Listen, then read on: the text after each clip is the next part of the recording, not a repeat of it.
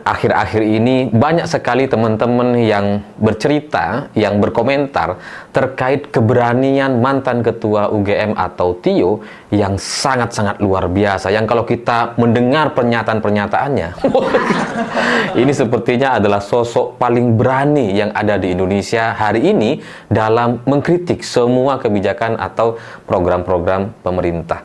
Dan saya lihat memang dari gaya bahasa, dari pemilihan katanya gitu ya, ini orang ini emang berani. Dan saya tahu kenapa dia berani gitu. Saya nggak perlu jelaskan kenapa, tapi saya paham kenapa dia berani. Sampai kemudian kemarin ada satu pernyataan yang saya pikir ini udah kelewatan.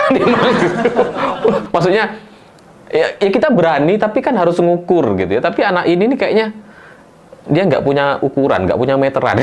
Jadi sampai lepas-lepas saja, sampai kemudian dia menyebut, mengibaratkan punya cerita kucing yang kudisan, yang sakit, dan kemudian diberi nama Prabowo. Nggak boleh ya, nggak boleh dilanjutin gitu ya, nggak bisa nih. Ya daripada video ini nanti di take down atau bermasalah, mending kita bahas secara aman, tapi kalian juga paham apa yang ingin saya sampaikan gitu ya. Jadi Tio ini menggunakan dua kata, bodoh dan tolol, yang kemudian dua kata ini disambungkan kepada nama pimpinan tertinggi di sebuah negara, gitu ya. Bodoh, tolol, ya itulah gitu ya. Ya akhirannya boto, ya kira-kira gitulah gitu ya. Jadi bodoh dan tolol kira-kira. Dan ini bagi saya mengerikan gitu ya. Ya meskipun nggak bisa dipermasalahkan gitu. Ini anak ini gayanya memang kasar, keras sekali. Tapi kalau mau dipermasalahkan, nggak ada yang bisa dipermasalahkan. Karena ini cuma cerita fiksi. Dia punya kucing, dikasih nama. Suka-suka dia mau ngasih nama siapa gitu kan. Ya, namanya cerita fiksi gitu kan. Bahwa ada kesamaan nama dengan nama pejabat, pimpinan tertinggi negara dan sebagainya, ya cuma kesamaan gitu. Lowong cuma fiksi gitu kan. Dan yang menarik dari Tio ini gitu ya, dari cerita kucing kudisan dan kemudian diberi nama, sebuah nama yang akhirannya bodoh dan tolol gitu kan. Itu yang protes, salah satunya adalah, atau mungkin satu-satunya yang protes ucapan Tio ini adalah Idrus Marham. Wah, dia nggak terima sama sekali itu. Dia merasa wah ini nggak boleh katanya. Dia membela nggak boleh disebutin ya. Pokoknya nggak terima dengan apa yang disampaikan sama Tio gitu ya. Coba bayangkan, ini bagi saya lucu, ketika ada ratusan menteri dan wakil menteri di bawah kepemimpinan Presiden Prabowo Subianto. Sebut dah. Ya pokoknya benar kan, di bawah kepemimpinan Prabowo Subianto gitu ya.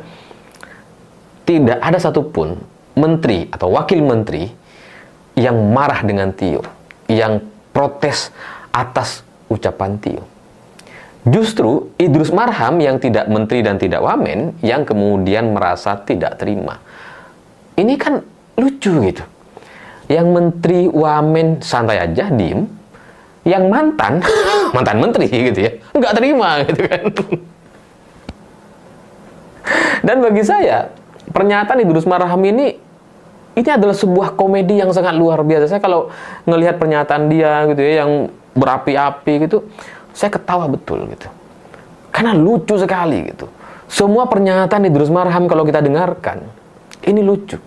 Tapi gitu ya, saya paham nggak semua orang tahu siapa Idrus Marham gitu ya. Maka supaya kita punya satu frekuensi yang sama, supaya ketika nanti kita nonton videonya Idrus Marham, kita bisa tertawa bersama-sama gitu ya.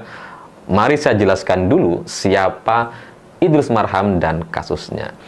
Jadi Idrus Marham ini itu dulu pernah menjadi Menteri Sosial di eranya Jokowi pada tahun 2018, tiba-tiba mengundurkan diri tanpa alasan yang jelas waktu itu kepada Pak Jokowi, dan besoknya kayaknya ada alasan deh kenapa dia mundur. Dia udah tahu akan jadi tersangka, tapi masih belum jadi tersangka, tapi dia udah mundur duluan gitu ya. Dan kemudian beberapa hari atau besoknya itu Idrus Marham ditetapkan sebagai tersangka atas kasus korupsi suap PLTU Riau. Jadi singkat cerita, dia kemudian disidang dan terbukti dia meminta uang kepada pengusaha bernama Johannes Budi Sutrisno Kojo sebesar 2 juta dolar Amerika, ya sekitar 2,2 miliar rupiah waktu itu, sebagai pelicin agar si Johannes Budi Sutrisno Kojo ini mendapatkan proyek dari PLN, dan itu ya diterima sama dia gitu ya, dalam persidangan terbukti. Jadi dia minta uang gitu ya, dan kemudian ya dikasih 2,2 miliar itu. Jadi Idrus Marham ini kemudian divonis 3 tahun penjara, dan setelah itu, setelah vonis, dia melakukan banding, dan ternyata bukannya yang melakukan banding KPK gitu, dan kemudian tambahan dia mendapatkan tambahan hukuman menjadi 5 tahun penjara, dan setelah itu Idrus Marham melakukan banding dan kemudian hukumannya dikurangi menjadi hanya 2 tahun. Prinsipnya, sederhananya, Idrus Marham ini koruptor atau maling gitu ya bahasa lainnya. Ya pokoknya dia dipenjara terbukti bersalah atas satu kasus suap di mana dia meminta uang kepada pengusaha untuk supaya bisa mendapatkan proyek pembangunan PLN. Jadi uangnya ditilep sama dia terbukti dia memang dapat uangnya, dan kemudian dipenjara. Jadi itulah Idrus Marham, ya, koruptor, maling, terbukti bersalah, dipenjara, dan setelah keluar dari penjara, tiba-tiba jadi wakil ketua umum Partai Golkar. Jadi dari sini saja. Ini udah lucu nih, tapi belum. Nanti kita lihat videonya bersama-sama gitu ya. Jadi ya sesederhana itulah ceritanya. Dia kena kasus, dia menteri mundur kena kasus, terbukti korupsi, dipenjara, keluar, dan menjadi wakil ketua umum Partai Gerindra. Wakil ketua umum Partai Golkar gitu ya. Dalam keyakinan saya nih, yang namanya maling atau koruptor gitu ya, ini maling gitu. Kalaupun pada akhirnya dia bebas dari penjara, itu tidak menghilangkan status maling atau koruptornya. Karena yang nama... Halo teman-teman, kembali lagi bersama saya di channel ini, Dines 2045, yang membahas seputar perpolitikan. Salam inspirasi, salam NKRI, harga mati. Tentunya dari cuplikan video sebelumnya kita sudah menyaksikan, yaitu penyampaian dari Mas Alifur Rahman. Oleh sebab itu, seperti biasa, saya akan membacakan yaitu sebagian dari pendapat teman-teman kita, agar kita bisa mengetahui yaitu goncang-gancing yang terjadi di negara kita ini. Saya awali dari komentar teman kita, Mungu. Maling bicara ideologi memang harus ditertawakan karena rakyat sudah skeptis, apatis, pesimis. Para pejabat dikritik pedas, kasar, sekaligus tetap budek dan bebal. Begitulah para maling koruptor di negara ini tidak punya rasa malu, karena negara justru melindungi para koruptor. Sudah ketangkap korupsi, masih gak malu ngomongin ideologi. Udah tua, terus istirahat, jangan tamak ngumpuli harta haram. Terus suarakan Mas Tio, Anda mewakili sebagian rakyat Indonesia yang ingin perubahan Indonesia yang semakin ancur-ancurnya. Bagaimana negara kita ini akan menuju negara emas di kemudian hari seperti yang dikatakan Presiden kita yang sekarang, yaitu Pak Presiden Prabowo Subianto. Kalau maling-maling koruptor saja tidak ditangkap-tangkap dan tidak diusut ataupun berkeliaran di mana-mana, itu akan menyusahkan rakyat. Yang susah semakin susah, yang kaya semakin kaya. Kita lanjut lagi. Maling teriak pembelaan kebenaran selama berjuang Mas Tio. Semoga Allah meridhoi dan sukses membela rakyat. Beginilah wajah wakil rakyat kita. Pahamkan kenapa banyak yang apatis sama keadaan sekarang. Alhamdulillah masih ada anak muda yang pemberani seperti Tio. Terus maju, kami ikut berdoa semoga Allah selalu melindungimu. Udah tua gak malah tobat dan memperbaiki diri, malah mengomentari anak muda yang sedang bereaksi keras pada rejim omong-omong. Kalau yang protes atas pemilihan kata Tio dalam mengkritik nggak apa-apa. Mungkin bagi koruptor, korupsi itu lebih beradab dan berbudaya. Lah, Tito belum kebablasan lah Mas Alif, si Wowo aja keterlaluan bilang 10 ditambah 6 sama dengan 17, memanfaatkan koruptor itu yang kebablasan. Bedanya hanya dari bentuk perkataan saja. Rakyat lebih percaya pada Tio dan mendukungnya daripada dengan narasi pejabat korup yang komen. Ini puncak dari kemarahan yang terpendam dan meledak, duar heboh. Aku sebagai rakyat kecil yang merasakan dampak dari situasi RI yang terpuruk saat ini dari berbagai aspek. Padahal korupsi itu pengkhianaan yang sangat-sangat sastra. Apalagi dilakukan pejabat tinggi negara, harus dia malu tampil lagi di publik. Makanya koruptor-koruptor di Indonesia ini pada nggak kapok untuk nyolong duit APBN lagi. Karena hukumannya juga lumayan enteng. Nggak bikin kapok pelakunya dan walaupun sudah dihukum pun masih tetap kaya.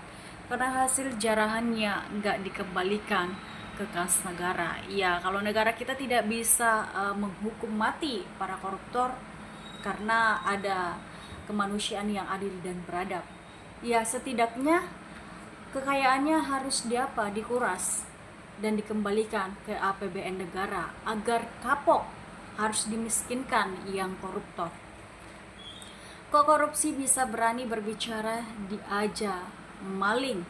Koruptor memang cacat moral orang ini. Jangan dikasih panggung koruptor. Ada apa dengan Golkar? Sok-sokan ngomong ideologi, bukannya Golkar terkenal gak punya pendirian, selalu gercep merapat ke siapapun pemenang pemilu. Maling uang negara sudah diingatkan supaya jangan maling, tapi pejabatnya terus saja maling. Pantasan sebenarnya digebukin. Emang harus dikasarin pejabat kita, dikasarin aja masih tuli dan bodoh. Apalagi kalau gak dikasarin. Lihat itu para tikus di gedung DPR. Pelongak-pelongok. Koruptor tetap koruptor. Tidak ada mantan koruptor. Luar biasa koruptor masih bisa nasihati orang soal adab dan moral hanya di Indonesia. Koruptor paling bahaya dan sengsara rakyat. Tunggu aja alam membalas ke koruptor. Kita lanjut lagi, yaitu dari komentar teman kita terakhir. Gaya Tito ini mengingatkan saya pada gaya si Budiman dulu sekaligus baru muncul, tapi sangat mirip. Aktivis yang sangat pintar, lugas, berani, dan idealis. Harus ada yang mentori, mengarahkan. Kalau gak ya jadi oportunis. Di titik tertentu bisa berbalik arah jadi tangan penguasa.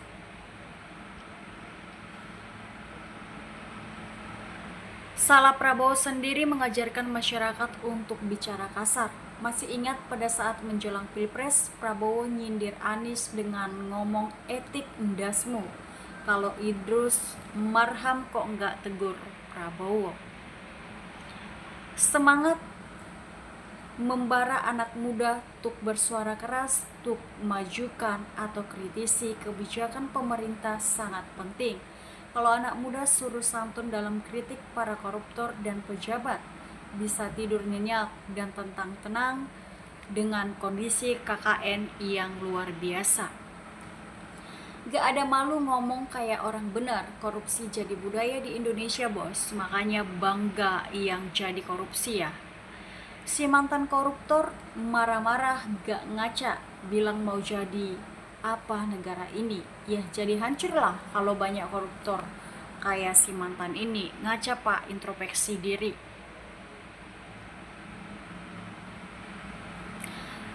Terus otaknya Idrus itu terbuat dari apa ya? Kok nggak punya malu sama sekali? Maling kok masih berani bicara tentang masa depan bangsa? Itulah komentar teman-teman kita yang menanggapi cuplikan video yang barusan saja kita tonton. Sekian dulu yang dapat saya sampaikan di video ini. Jika ada tutur kata saya yang salah, saya mohon maaf yang sebesar-besarnya. Salam inspirasi, salam NKRI, Harika Mati.